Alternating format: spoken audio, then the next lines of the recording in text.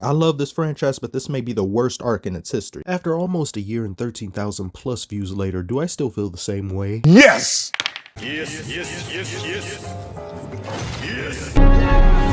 Did you honestly think because we're in a new arc that's going pretty damn well, I might add, that I'd change my tune? Wrong! This is the follow-up to that one. I know it's long overdue. I've been a mess with my schedule. I do apologize. By the way, I'm not going to completely trash the arc.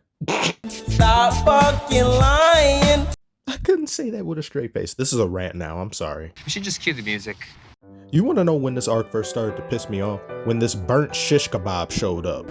Asshole. I like my steak medium rare. I don't care. I don't care what any of you have to say. He didn't need to be in this arc in any way, shape, or form. Not in a flashback, not in a front back, a backwards back, any of those things. Don't bring Yamato up. We're going to get to her later. She didn't join the crew. So his main point for being here, which I thought was to set up her joining and the connection between her and Luffy, went damn nowhere. It was all a waste. It was just for me to get even angrier at him than I thought I couldn't possibly be. Look at him running with a smile on his face. I'll be right back, Tama, after I get through throwing my family's lives away over pride, and my chest has an appointment with the Kainu's fists at 2 o'clock sharp. Fix number 2. The setup should have been shortened dramatically. Remember when Luffy first jumped off Zou? He took a small squad to Whole Cake Island while the others were going to Wano to set up shop for the eventuality of the raid.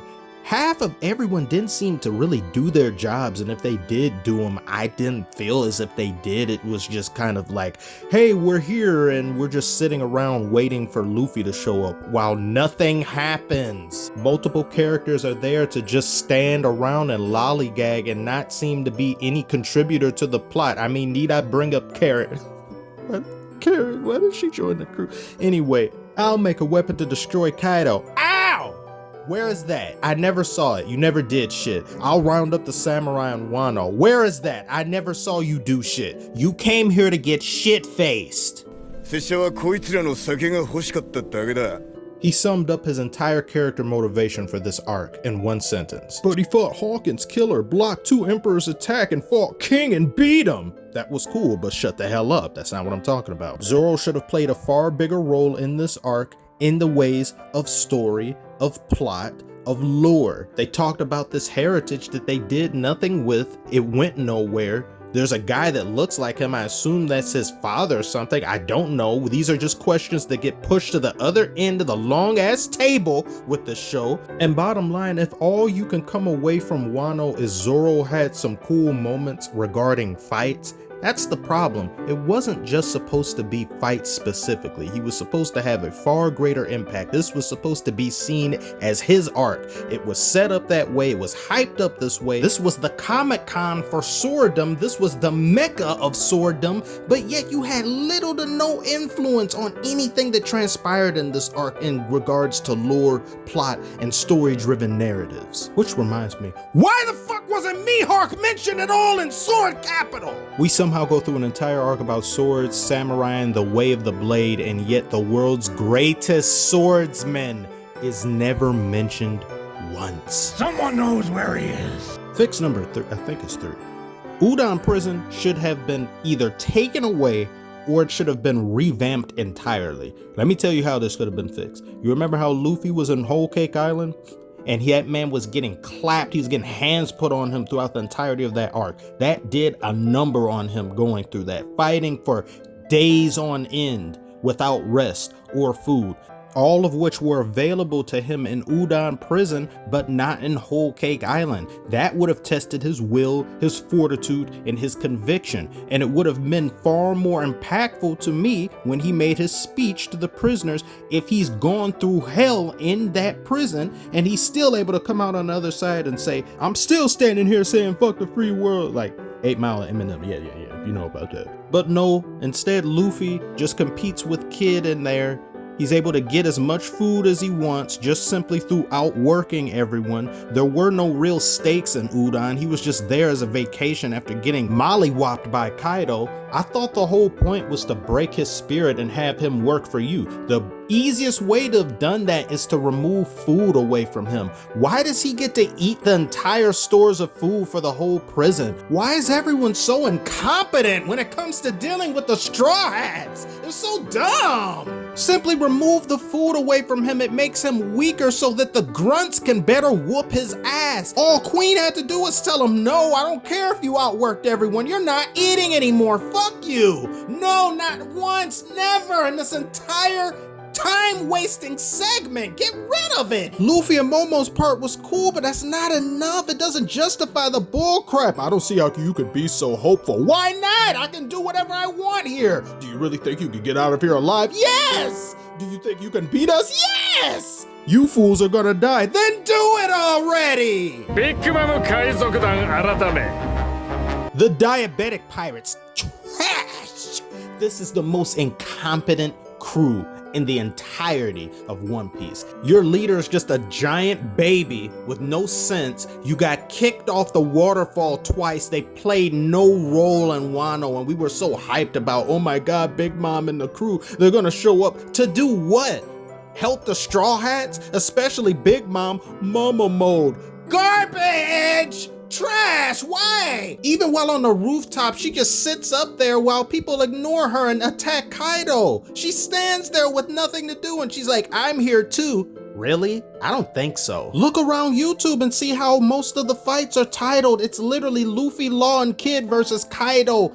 80% of the fight, it's that. The rooftop fights are still cool as hell, but they got her out of here by just hitting her off the map. She's not seen as the same level of threat as Kaido. Kaido even tells her, hey, don't interfere. I want to see what these guys got. Hey, you've become an invalid. She is. You can't beat me by hitting me with a rock. I wouldn't be surprised if it did. That's how incompetent you are. You and your crew. Problem, no, I don't like math.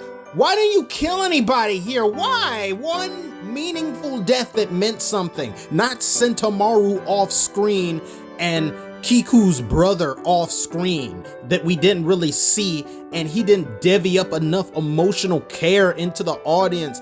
You had it so easy, so good. You could have killed at least two of these people, could have gotten it. Kiku could have got it. Hiroguru could have got it. It would have been so easy. Just do it. Just one or two. No. And this form is bullshit. Out of the mainstay characters on the protagonist side, we had 2 fatalities, and they both happened basically off screen, other than Kiku's brother, but that was like left ambiguous. They were both ambiguous until they weren't. They're like, oh yeah, they're dead. They're like, really? That's how you handle this? Meanwhile, the bad guys, all of them defeated. I don't know if they're dead. I don't know if they're just knocked out. I don't know where Kaido and Big Mom is. They're just gonna appear later. But then you have some people saying, oh, she got killed in the lava. I don't know. The indecisiveness, the uncertainty. This is something I don't like about One Piece.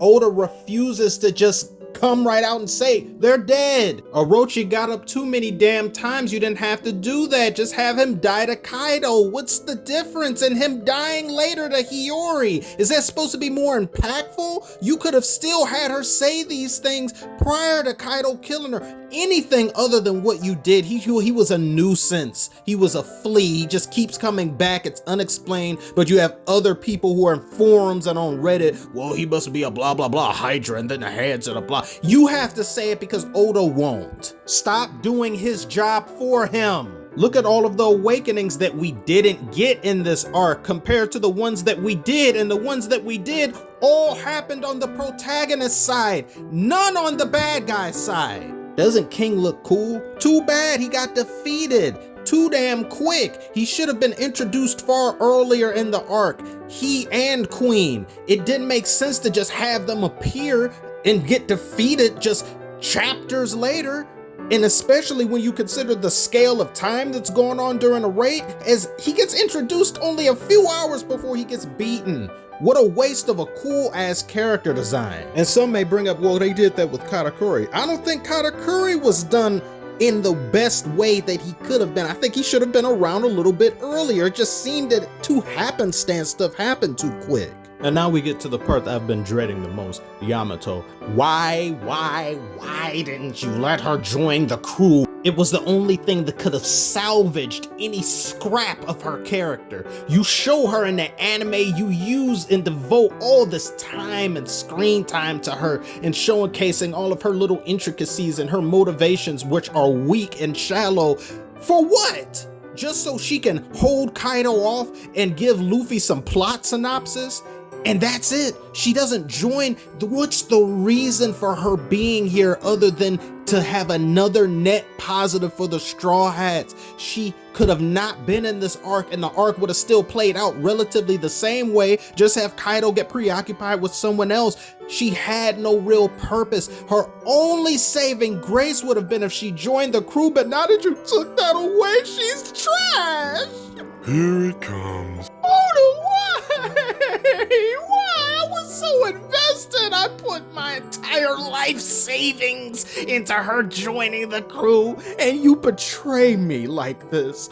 This is what you should have done to her character. She should have been introduced within the first few chapters to maybe the first few episodes. She should have been seen as some sort of adversarial character, somebody who Luffy can't exactly trust, but she's not an antagonist, she's just neutral. And then we see her progress throughout the arc. Maybe she identifies with what Kaido stands for, but not necessarily his methods, but through being with Luffy and seeing what he's doing for people. And she sees the places that are like the villages, the smile fruits, because she's never been outside of the capital or whatever. She's like, oh my God, I didn't know my country was suffering like this. My dad is a really bad guy. I thought he was different. You know what? I can't be a part of this anymore. I have to fight against him. Why couldn't you do that? Why? It would have been so easy. But no, we don't get nice things. Stop it. Get some help. Because I don't. Oh. Let me continue. But another fix that Luffy shouldn't have gotten up as many times as he did. He got up like, what, 3-4 times, something like that. I think it should have just been 2. Maybe he gets knocked out unconscious a few times, like for brief periods of time, but for him to get beaten once, he got his ass whooped 3 to 4 times on that roof. It should have just been twice. Like, not have him be completely unconscious and then come back, and then be completely unconscious and then come back. When Kaido gets none of these, he never gets back up from getting knocked down. It's just over for him, but Luffy continually can come back. It's a revolving door. If that would have been remedied just a little bit, I think it would have just been more believable. It just would have resonated to me more, not plot armor nonsense. Luffy is not beating Kaido one-on-one. One-on-one, straight up 100% health bar, he's not beating him. I love how they established Kaido's strength in here, but to have him go out the way he did and he doesn't have a resurgence, but Luffy has all the lives in the world and Pac-Man, it's just not fair. I love the form. Gear 5, I love Gear 5. People who have a problem with it, you don't understand the show. Look, there's other people who have explained it far better than I've touched upon it. I can make a video about that later, but it's great for him. It makes sense. It challenges the archetypes and the known contrivances of anime. Not everything needs to be a raw XD form. It was great. It's great for Luffy's character. It's always made sense. The mysteries of his fruit and all that thing, it's been teased for hundreds and hundreds of chapters. I don't know what more to tell you. So I guess that's it. That's just some of the fixes. That's easy fixes that could have been made. The fake out deaths, get rid of those. Characters having more to do with the plot that they should have but didn't. The ass pull awakenings that Glaw and Kid had, that's something else, but I mentioned that other one. Like, they have it more reasonable to where it makes sense, where it's brought up and not just out of fucking nowhere. And the pacing, I think, could have been better with here. The stakes could have been higher. More people should have died. It's like this simple little fixes like that, and that could have made this arc better. But given what this arc was advertised as, what it's been propped up to be, to see it fail in so many different aspects other than hype moments, it is, to me, without a shadow of a doubt, the worst arc in One Piece. When you promise me the world, you promise me the heavens, and all I get is a cedar point, my expectations have been completely destroyed, utterly and completely destroyed.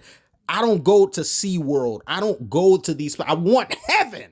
And that's what you promised me. This was the end of a saga that you had built up for years. This was the culmination of what, 10 years? It didn't feel like that. Just because of this arc's importance and what it failed to do, I call it the worst arc, and I'm not changing my mind. Leave me alone. And as an added tidbit, there were plenty of arcs that you could say were worse. If you want to try to argue me, please at me. But you didn't expect as much from those arcs as you did this one, did you? So when this fails, it's going to look worse than when this fails, when the smartest kid in the class gets an F, as opposed to students who have C's and D's, right? Thank you. Now this anime though, the animation, beautiful animation. It's some of the best fights I've ever seen in any anime. Best choreographed fights, best in any anime. But that's going to be a separate video. I want to thank you so much for watching. This video is too long. I've made it far too long. I want to thank you so much. I'll see you on the next one. Okay, I lied. When they animate Gear 5, they're going this crazy. Just imagine Gear 5. I can't even imagine that. I can't. Oh my God. I can't even. I'm done for real. I'm for real now. I just, oh, marvelous. I'm out. I'll see you on the next one.